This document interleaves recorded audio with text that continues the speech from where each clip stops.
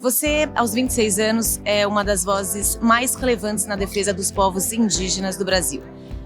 Você discursou na COP26 e ganhou projeção global. No seu ativismo, você cobra o fim da destruição ambiental.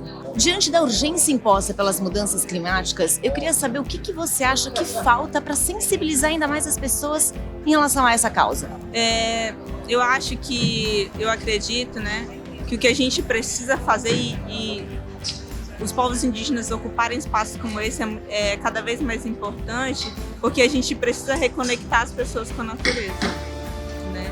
Fazer com que elas entendam que isso também vai afetá-las, que a gente também está falando da vida delas, né? Falar de floresta, falar da crise climática, não é só falar dos povos indígenas, ou da floresta, ou da Amazônia.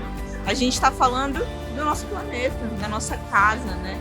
Então, a gente precisa trazer esse debate para perto das pessoas, para que elas dialoguem com as suas famílias em casa, né, sobre isso, para que elas entendam que, na verdade, isso é um assunto transversal, né, que vai atravessar tudo que a gente faz e vive. Então, eu acho que a gente precisa fazer com que esse debate seja discutido em todos os lugares mesmo e fazer essa reconexão das pessoas com a natureza, né? Eu cresci aprendendo isso, né? Que eu sou um ser natureza. O meu povo acredita que as mulheres vieram das árvores, né? Então as árvores, elas são sagradas para nós, né? Elas têm alma, elas estão vivas também.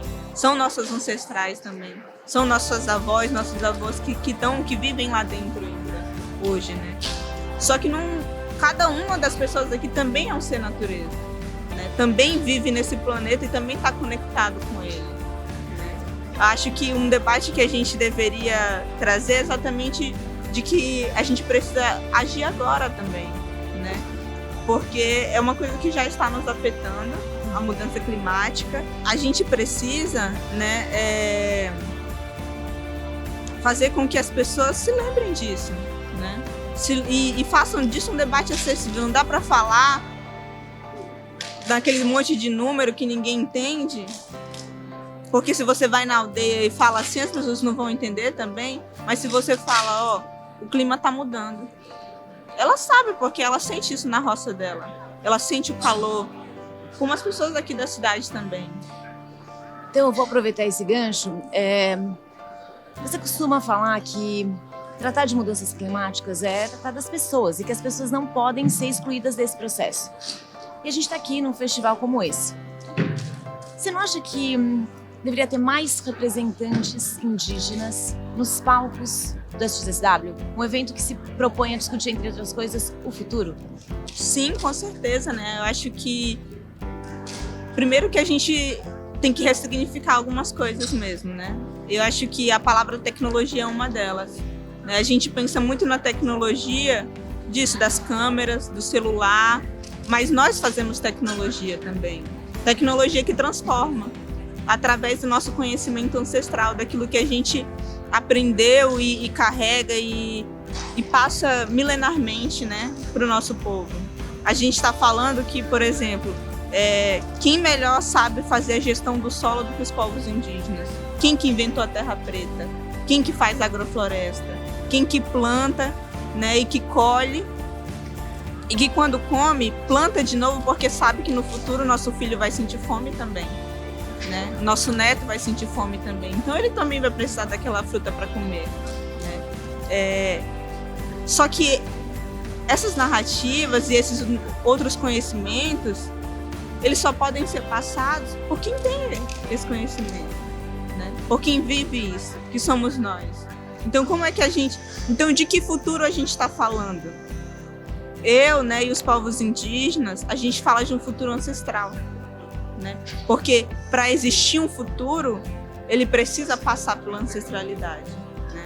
Porque eu vejo que e observando muito esse lugar, eu vejo que o não indígena, ele tem um pensamento linear de construir, de pensar um futuro que ele tá sempre criando tecnologia nova para o futuro. O nosso pensamento não é assim. O pensamento indígena, ele é circular, né? Porque ele volta sempre para aquilo que a gente já sabe, já aprendeu, de aprender com o passado para transformar o nosso presente para ter um futuro. Então, por isso que a gente fala que o futuro é ancestral, né? Mas eu vou fazer para você uma pergunta que me impactou muito, que é como ser um bom ancestral agora, no presente? E tem a ver com o que você está falando. Como ser um bom ancestral? As nossas crianças são os ancestrais do futuro, né? Exatamente. E também, o que eu vi muito aqui, né, além dessa construção de novas tecnologias do futuro, é que o futuro que as pessoas que estão aqui, que não é indígena, tá imaginando, não é um futuro bom. É um futuro do fim do mundo. Se você vai nessas coisas de realidade virtual, inteligência artificial, se você vai ver as pessoas falando de futuro e você vai assistir aquilo que elas estão... Qual é a narrativa que elas trazem? É de um futuro que, na verdade, não existe. E nós estamos aqui para dizer que sim, existem outros caminhos. Um novo mundo, um mundo diferente é possível, né? E isso só é possível através dessa educação também, que a gente vai dar para as nossas crianças, né? De reconectá-las, né? De lembrá-las disso, que elas são seres naturezas e que toda vida merece respeito, né? A natureza, ela merece respeito, né? Porque no final, a natureza vai continuar aqui, o mundo não vai acabar. A gente está condenando simplesmente a nós mesmos, né? E aos nossos filhos e às próximas gerações. Então, que a gente saiba fazer esse exercício de reflexão, de aprender a olhar para o passado, mas pensando também no futuro, né? Pensando nesses que ainda tem tempo também de aprender, né? Bom, você é uma pessoa que usa muito bem a tecnologia, as redes sociais, a serviço do seu ativismo. Como a gente pode usar a inovação e os avanços tecnológicos para resolver problemas reais? E aí sim chegar nesse futuro mais próspero. Uhum. Então, eu sempre falo dessa tecnologia, né, que a gente quer inventar, mas que se a gente une a nossa tecnologia ancestral, nosso conhecimento ancestral com essa tecnologia que está sendo criada também, a gente pode transformar o mundo, né? Alguns exemplos que eu trago é coisas que a gente vive no nosso dia a dia, que já estão sendo postas em práticas mesmo. Por exemplo, né, dos territórios indígenas do qual a gente trabalha também, né, que hoje eu trabalho com 25 povos indígenas em Rondônia, Sul do Amazonas e Noroeste do Mato Grosso, na Amazônia. Um deles é o território Uruauau, né, que tem mais de 2 milhões de hectares são protegidos por aquele território. E ele estava sofrendo muitas invasões. Então, a gente desenvolveu e criou um aplicativo que se chama o SMDK, né, que ele lança alertas de desmatamento, de mineração ilegal, de queimadas, né? E esses alertas são mandados para a gente e nós, né, fazemos o que a gente sempre fez, que é proteger nosso território. Então, quando esse alerta é mandado para a gente junta o nosso grupo de monitoramento e vai naquele local ver se realmente, né, é uma queimada, se realmente existe uma invasão, se realmente o que está acontecendo ali, né? Só que isso é muito perigoso para nossa vida também, né? Porque você imagina que os invasores estão lá. Sim. E muitas vezes eles estão armados, né? Eles sabem que eles estão fazendo coisas erradas. Então a gente não pode chegar lá e simplesmente chegar lá porque pode existir um conflito onde vai colocar tanto a nossa vida quanto a vida deles em risco. E aí a gente aprendeu a usar o quê? O GPS e os drones, né? Então, quando a gente vai lá naquele local, antes da gente ir diretamente lá, a gente sobe o drone, monitora, para ver se tem alguém lá, para tirar foto, para fazer o vídeo. A gente tira as coordenadas, né? E aí o próprio aplicativo, ele cria um relatório para a gente mandar para os órgãos responsáveis, para a FUNAI, para o Ministério Público, para a Polícia Federal, para que eles façam o trabalho deles, que é retirar os invasores, que é proteger o território também, né? Então, isso é um exemplo, né, de como, se a gente usa a tecnologia com conhecimento ancestral, porque nós temos o conhecimento de conhecer o nosso território, né, de saber andar no mato, de saber onde aquilo ali impacta também, não só a nossa vida, mas a vida dos animais, a biodiversidade, a nossa fauna, a nossa flora, a nossa cultura, né? Porque a floresta é isso, é a nossa família, é a nossa casa, é de onde a gente tira a nossa espiritualidade, né? E também hoje, com o celular, a gente consegue inclusive hackear esse sistema, né? De fazer isso, de filmar os nossos mais velhos contando história, fazendo ritual, para mostrar para as nossas crianças no futuro, mas também para mostrar para as pessoas, né, que não conhecem o que a gente vem desenvolvendo dentro do nosso território. A gente sabe que manter a floresta em pé é mais lucrativo do que as atividades extrativistas na floresta. Eu queria que você me desse alguns exemplos desses benefícios para o desenvolvimento sustentável.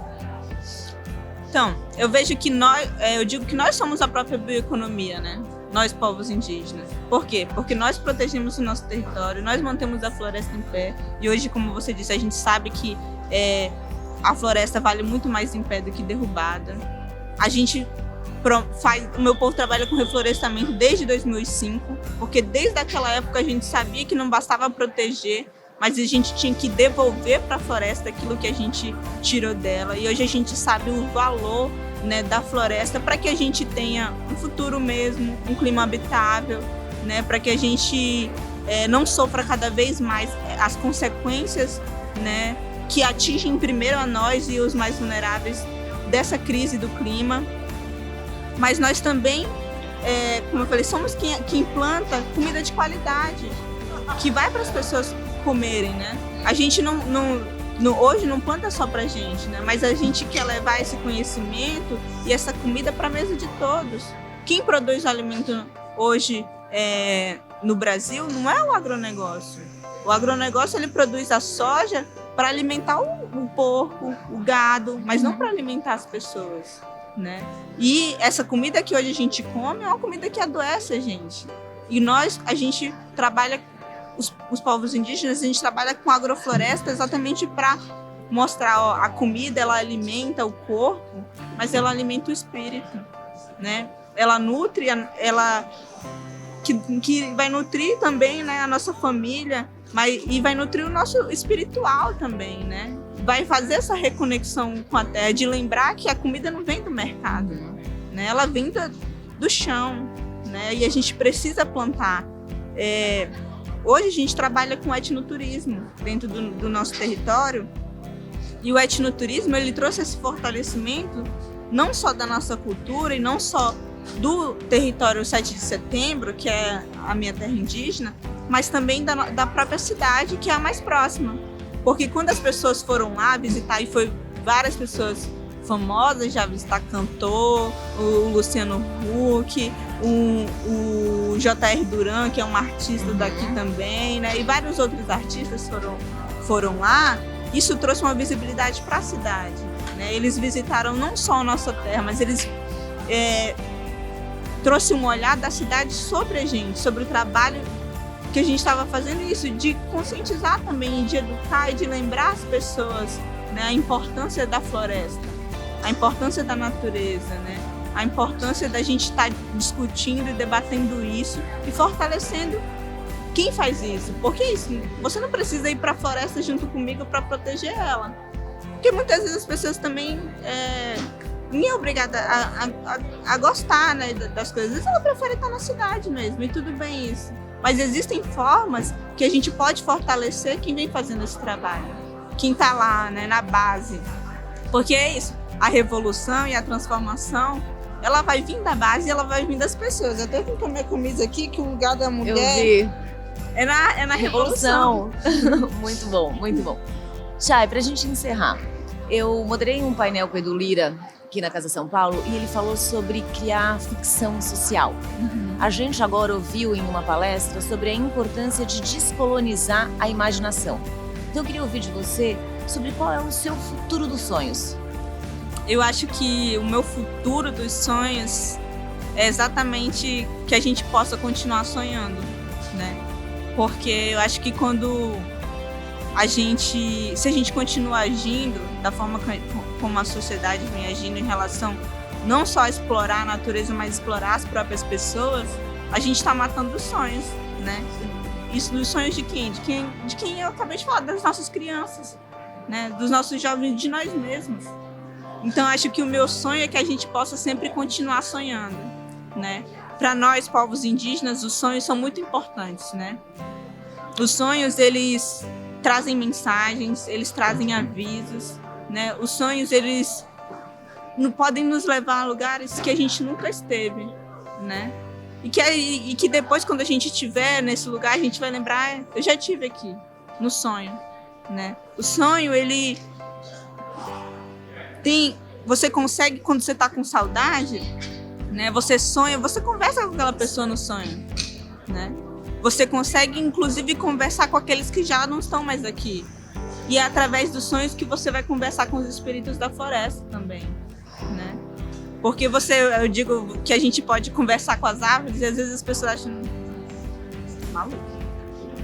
Coitada. Mas é verdade, mas é claro que a árvore não vai te responder assim, né? Mas ela vai te responder no sonho, né? É ali o momento onde a gente vai conversar com a floresta também, né? E dialogar com ela. Então o sonho talvez pareça uma coisa muito etérea, né? Mas é muito importante para nossa cultura e que todo mundo sonha. Não é só nós que sonhamos, né? Mas tem um grande pajé que fala isso, né? Que o não indígena, ele desaprendeu a sonhar, né? E é isso que eu estava falando aqui. Qual que é o sonho das pessoas? Alguém que fala de futuro, a gente está aqui falando de futuro, qual é o sonho das pessoas? Não é um futuro, um sonho onde a gente continua vivendo, onde a gente continua sonhando. Né? Então, acho que a gente tem que sempre fortalecer também que a gente consegue, né? Que há esperança ainda. Porque se a gente pensar que o mundo vai acabar e é isso, acabou, a gente não vai fazer nada em relação a isso. Mas tem gente que já está construindo essa revolução, essa transformação dentro dos seus territórios, dentro das suas comunidades. Né? Então, é possível. Muita gente me pergunta assim, mas é isso, quando você começou, Chay? Quando você decidiu virar ativista?